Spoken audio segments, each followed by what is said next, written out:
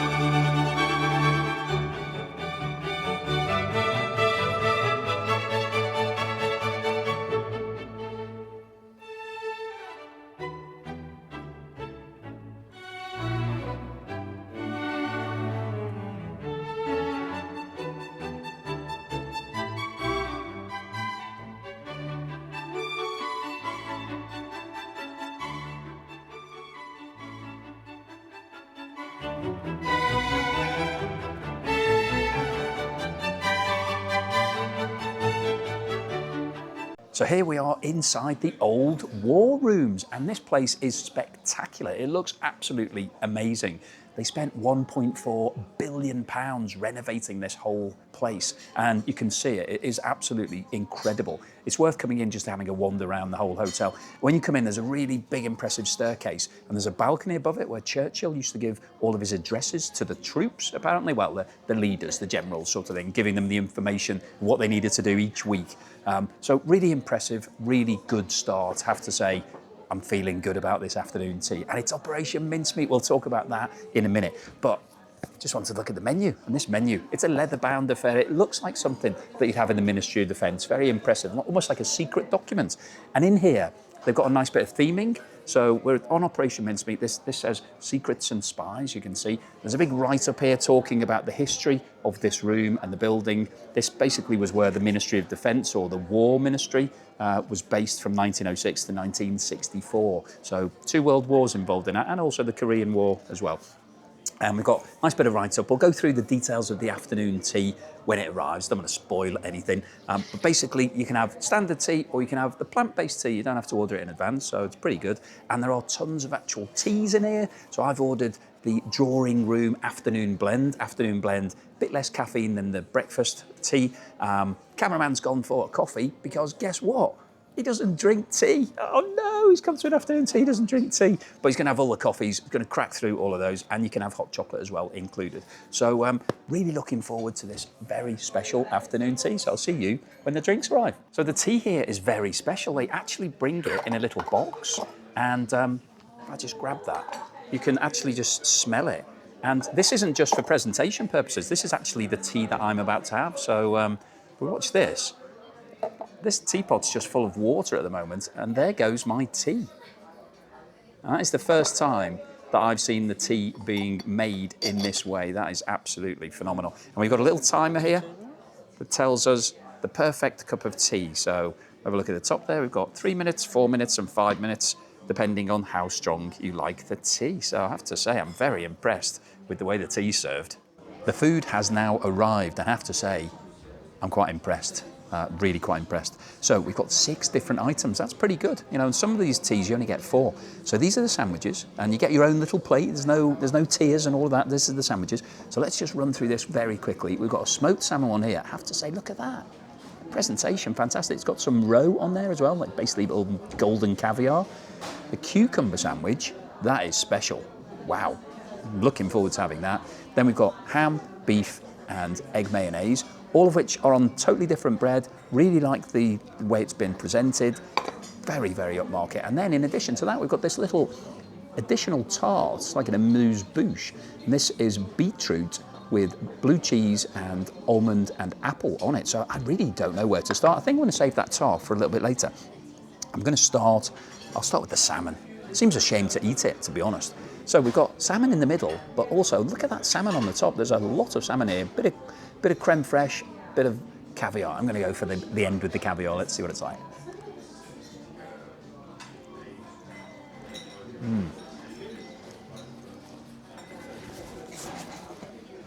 Oh, it's really good. It's really tasty, really fresh salmon, very light. Bread complements it really well. A little bit of cream cheese just to give it a bit of smoothness. The caviar, you can't really taste it, but wow, what a great start. And the presentation, that is incredible. Really, really impressed with that.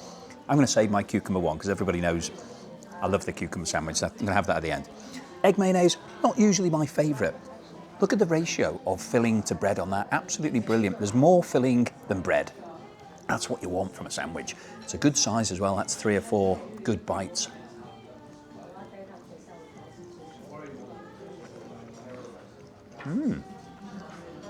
That's really interesting. It's creamy. It's almost got a little slight mustardy taste in it. So it's different to what can be a bit boring, the egg sandwiches. That's got quite a lot of flavour in it. Bit of texture as well with the greenery. Yeah, overall, I have to say these sandwiches are really smashing it. And this ham one. And this is on poppy seed bread. So you can see it's sort of slightly spotty. Got a good amount of ham in there. Not entirely sure what else. Let's have a quick look. Okay, we've got a bit of greenery in there too. Looks like really high quality ham. Not talking about ham from the supermarket here.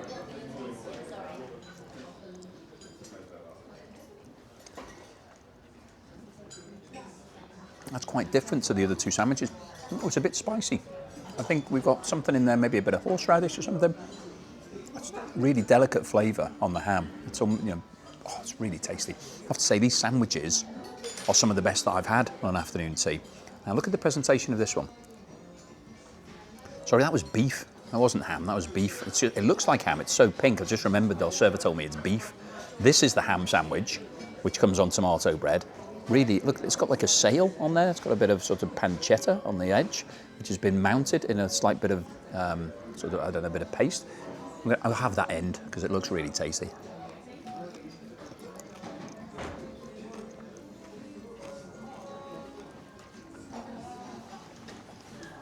That pancetta, I've not had anything like that on an afternoon tea before. That really takes this to a different level. Gives you the crunchiness, the saltiness, powerful flavour. The ham inside, really delicate and light. Really well balanced sandwich, that is. Fantastic. I've got the 2 best things to come. Look, I've got the tart and I've got this cucumber. The cucumber one seems a shame to eat it. The bread's actually hidden inside it. So you can see underneath, you can see the bread, but it's actually wrapped completely in cucumber. And then we've got a little bit of creme fraiche on the top as well. Let's see what it's like.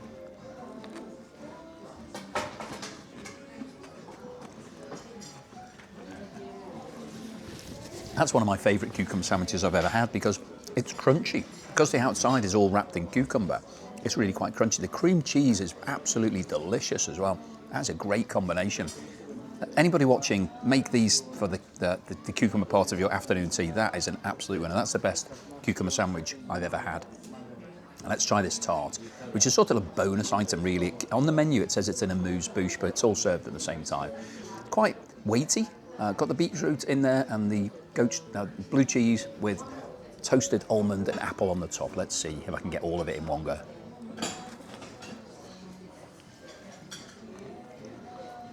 Wow, that blue cheese. That's quite blue cheesy, quite strong. Beetroot, nice sweet flavour. Apple and the almond, brilliant, absolutely brilliant. Well, this has started off absolutely amazing. This is, as a starting course, one of the best afternoon teas that I've been to. And I haven't even mentioned my tea, the afternoon blend tea. Really light, really fresh. You saw how it was made earlier. Goes really well with all of this. I'm really looking forward to a refill on these sandwiches because you're allowed to refill. You can't refill anything else, but you can refill sandwiches. And guess what? I am definitely refilling these. So I'm going to finish mine. The cameraman's going to have his, and we'll see you in a moment for the best bit of any afternoon tea, the scones. The scones and the cakes have now arrived, and also the pianist has turned up, and he's sitting very close to us. Just want to pan round briefly and see the pianist. So he's playing live music there. Very good. So, back to me. We're not here for the pianists, we're here for the food.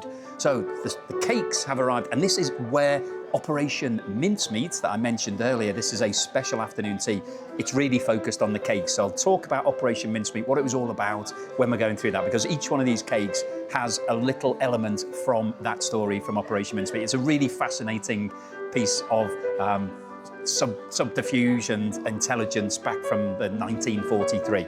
But let's talk about the best bit of any afternoon tea, the scones. Now, I always like it when they come in this reveal, nicely covered up. And inside here, peeking through, we've got 2 scones. So let me just take them out. Now, they are warm, slightly warm. Here's the ordinary one.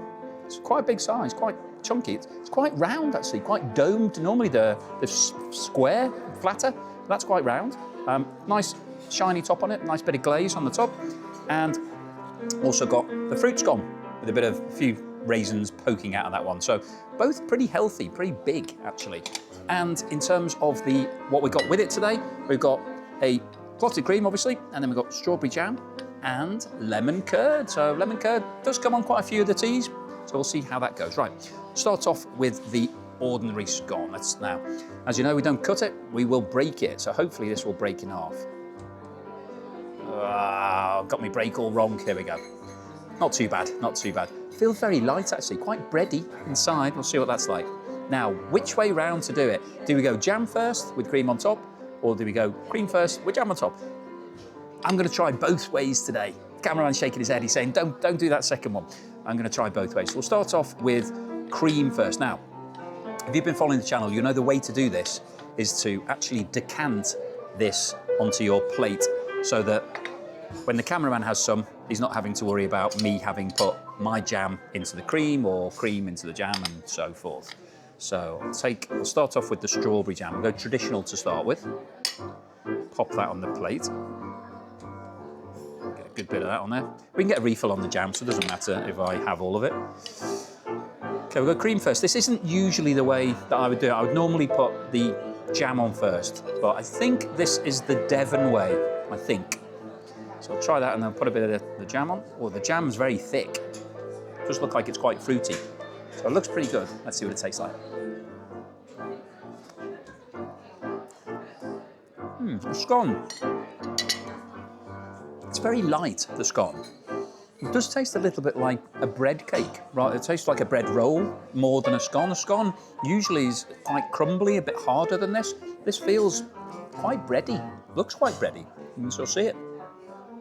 I'm not sure about that scone. The jam and the cream, first class, really good.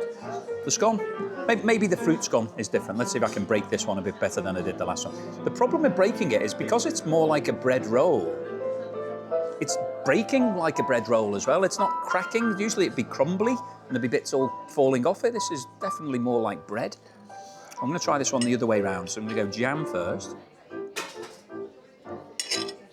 Got a good bit of that jam. You know what? I want a bit more jam than that. Let's put a bit more jam on. I'm going to try lemon curd in a second. And then I'll go cream on top. Now, when I do this, I usually just put a little piece on the corner and then do it bite by bite.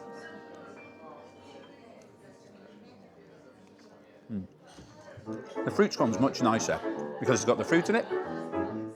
Jam and cream works really well. I do like it this way round. There is a difference. You may think there's no difference, but actually, whatever you have on the top gives you the overriding texture and flavour. So when you have cream on top, you have the scone flavour, then the jam, and then that creaminess comes through. When you put the cream on first, it's creaminess first before the flavour, which I don't like quite as much. That's really nice. But yeah, these scones, it's the only disappointment so far in this afternoon tea is that the scone is a little bit bready.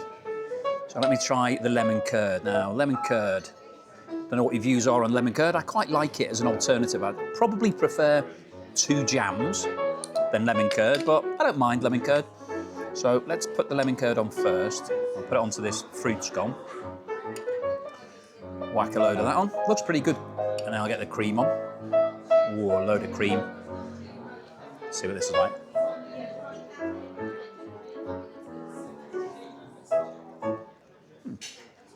quite a subtle flavour. It does taste a little bit lemony, but nowhere near as pungent as the strawberry jam. It doesn't give you that powerful flavour. Sort of a bit more subtle, more delicate, but still really nice. So overall, the jams are great. The cream's really good.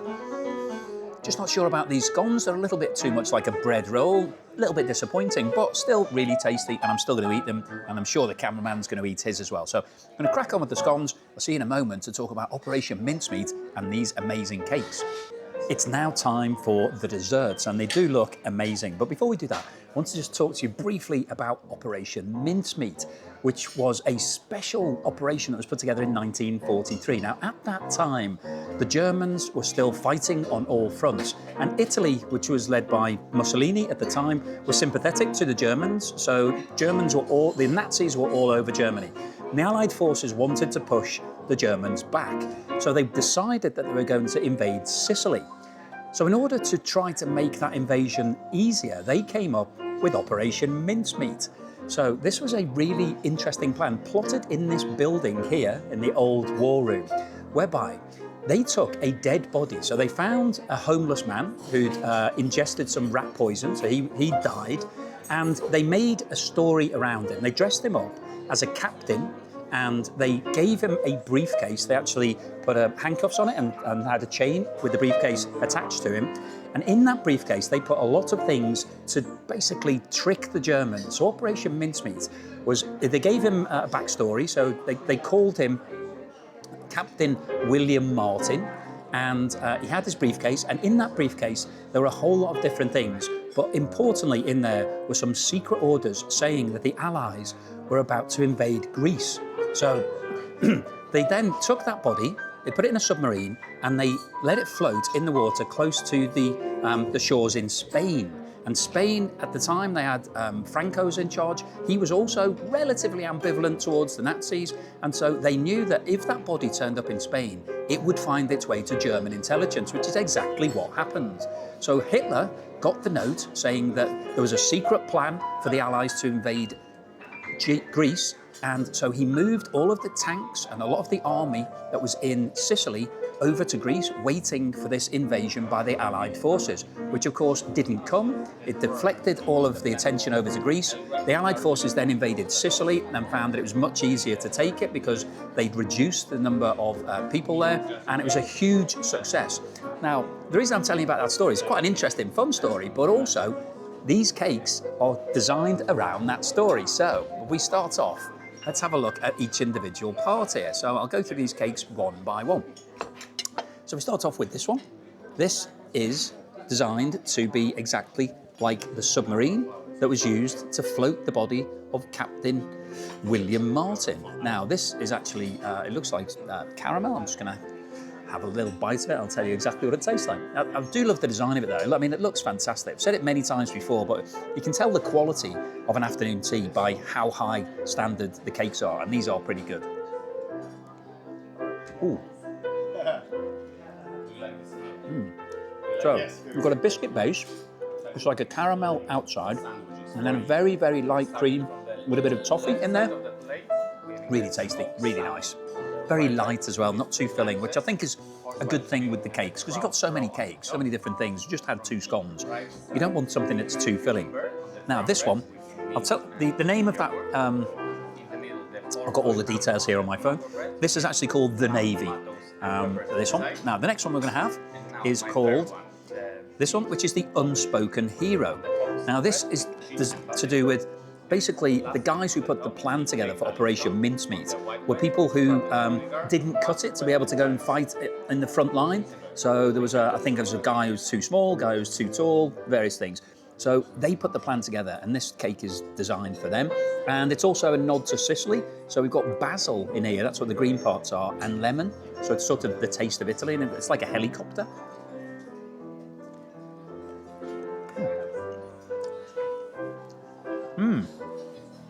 That's really interesting because it's a cake, it tastes very sweet. The lemon part of it's very sweet, but the green part of it is basically like pesto. It's quite an unusual combination of sort of sweet cake and pesto, which you would normally associate with your sort of main meal rather than your dessert. Quite interesting though, quite like it. Now we'll go into this one. This one is called the intelligence room. And the design here is based upon an old style telephone that you would put your finger in and dial, which obviously they used to have back in 1943 when this was all going on. So this feels quite heavy. It's chocolate. I'll take the telephone part off the top if I can get it. Ooh, I can't get it off. Let's see if I can cut this. Get a cross section on it. It might shatter because it's got chocolate all around the outside, but let's have a look. Okay. So it looks like we've got a sort of a cream inside chocolate. Quite thick chocolate. I'll have the smaller piece. So, the other thing about this operation is that the story that they created around this dead body of William Martin, Captain William Martin, was that he was based in Scotland and he had a Scottish fiancée, and this chocolate is infused with whiskey as a sort of nod to that Scottish heritage. Now, as part of the story that they sold, to make it more believable, that in the briefcase that was attached to the dead body, they didn't just have the plans of the invasion of Greece, they had a whole lot of other stuff to make it more believable. So they had things like bank statements, a letter saying that he was overdrawn, he owed some money, and a love letter from his fiancée. And they even had an engagement ring on his finger. And this dessert here is called the Love Letter. And this is all about his fiancée, who was called Pam, and she was based in Scotland. So it was all make-believe, but that was what was in the letter. There were some love letters in there, and this is basically, they've got a love letter on the top, and then we've got Scottish raspberries and a white cream around the outside. So let's see what this one's like. Oh, it's really nice raspberry flavour. Quite light, quite tasty. I like that one. Now, the very last one, the dessert, is a sharing dessert. So this one's for both of us, and this is the briefcase. So it's that's what it's called, and it's to commemorate the briefcase that was attached to the dead body's hand for Operation Mincemeat. So it does look great. This has got classified on here. Quite good fun, quite well made. It's a sort of soft chocolate ganache. Let's see if I can just cut a slice off the side. There we go. So it's quite heavy, quite dense. I'll take a smaller slice because it feels like it's quite substantial.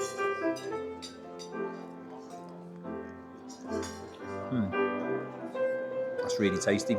Nice dark chocolate on the outside, soft on the inside, and it's got a bit of a biscuit base at the bottom. So overall, I have to say the theming here, absolutely brilliant. I've really enjoyed this Operation Mincemeat story as we've gone through the different constituent parts. We've got 5 different cakes here, which is quite a lot, and quite often you might get 4 or 3. So 5's a lot. Really a lot of attention to detail, some nice flavours here, very well presented, really good. So I have to say the desserts are first class. So we're going to finish them off. I'll see you at the end for, just before I go, actually, change my tea. I've got a white tea. So I do like a white tea with my desserts. It tends to be it's a bit thinner and a bit, this one's actually an apricot white tea, and it does have quite a strong apricot flavour, but it's really tasty. Really nice. So we're going to finish this off, and we'll see you at the end for the bill and the wrap-up. Now, just before we get onto the bill, you can see that it's my birthday today. So happy birthday, me. And I've got this cake, which is apparently chocolate and raspberry. But very nice presentation, really ornate. Someone's obviously quite good at writing happy birthday on there, and quite a nice cake as well. And we've also got a hot chocolate. So you can see that it looks quite luxurious. It comes with side order of marshmallows. So if you like your marshmallows. Very nice. Okay, let's see what the hot chocolate's like. Oh, that's indulgent. Very chocolatey. It tastes like real chocolate as opposed to chocolate powder. Now, on the birthday cake, I know a few people have got a little bit upset about the number of birthdays that I've had, and the cameraman is now 150 because he's had a lot of birthdays as well.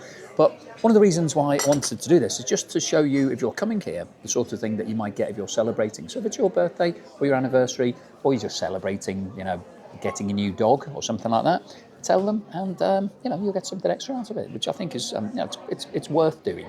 So it doesn't cost you anything, and it's fine. So you can eat this birthday cake, finish my chocolate, and see you at the end for the bill and the wrap up. Okay, so here we are at the end of the meal, and the pianist is still playing away. He's going mental there. Anyway, I've got the bill. Let's talk about the bill first, and then we will talk about the food, and I will give you my score for this special Operation Mincemeat Afternoon Tea. So, the price of this tea per person is £87, so £174 for 2 people. Plus, there is a 15% service charge, which is another £26.10. So the total today is £200 and 10 pence. So basically £100 each. So not cheap. That's in the sort of the upper echelons of afternoon teas. Not quite as expensive as some. You know, you can pay £95 these days, but it's pretty expensive. So was it worth it? Well, firstly, I have to say that the venue here is spectacular. This room has so much pedigree, so much heritage, so much history, and it's really nicely done. The whole hotel has been really nicely refurbished. It's kept all of the character. It looks really good. It feels great, and a lot of big decisions were made in this room. Including the Operation Mincemeat that we talked about earlier. One of the things I didn't mention actually is that the body that they used for the Operation Mincemeat, the homeless man who became Captain William Martin, he was actually kept downstairs in the freezer. They kept him nice and cold, and then when they put him on the submarine and they floated his body and it went to the Spanish shore, it all started here in this room. So a lot of history going on here. But what about the food? Because that's the most important thing. Well, I have to say it started amazingly well. These sandwiches, they were some of the best sandwiches that I've had on any afternoon tea, and I've had quite a lot of afternoon teas recently. So started off absolutely 10 out of 10, absolutely brilliant. The only downside to this food was the scones. The jam was great, the lemon curd was good, I really liked the cream, but the scones, I'm not sure where they got their recipe from, but it wasn't a scone recipe, it was more like a bread recipe. So it was more like a bread roll course rather than a scone course, which for me was very disappointing because that's my favourite part of any afternoon tea. I would have loved a great scone. It was on for a 10 out of 10 before that. Unfortunately, the scones let them down a bit. However, the cakes were out of this world. They were amazing, they looked great, there was a lot of them. And then the design behind them and the theming and all of the links to Operation Mincemeat that we talked about, absolutely brilliant. So sandwiches 10 out of 10, cakes 10 out of 10, the scone not 10 out of 10. So what's the overall score for the Operation Mincemeat Afternoon Tea here at the Old War Rooms at the Raffles Hotel? I'm going to give it a very solid 9 out of 10. It would have been a 10 out of 10 if the scones had been good, but I've got to mark it down for the scones. You can't give me bread rolls instead of a scone, so it's going to come down to a 9. So I still would recommend it. I still think it's brilliant, and maybe when you come, they won't have bread rolls, they'll have scones instead. I hope so. I hope the management is watching this video and they change their recipe. But thank you very much for watching this video. Hopefully you've enjoyed seeing me here at the Old War Rooms. If you have, then please give me a thumbs up. Please subscribe to the channel. I'll see you again on the next meal. Cheers.